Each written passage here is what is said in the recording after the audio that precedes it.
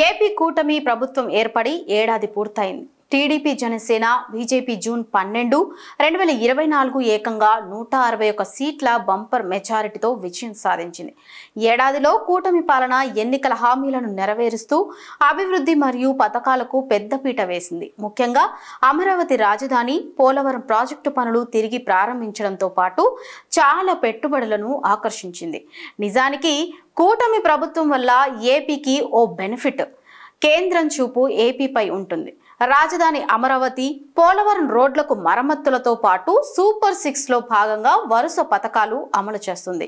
Pension పెంచారు. DSC, land titling act రద్దు వంటి నిర్ణయాలు తీసుకుంది. రాజధాని అమరావతికి 15,000 కోట్లు, పోలవరం ప్రాజెక్టుకు 12,500 కోట్లు, విశాఖ స్టీల్ ప్లాంట్కు 11,400 కోట్లు తీసుకొచ్చారు. ఓర్వకల్లు, కొప్పర్తి పారిశ్రామిక వాడలకు కేంద్రం 5,000 కోట్లు ఇచ్చింది.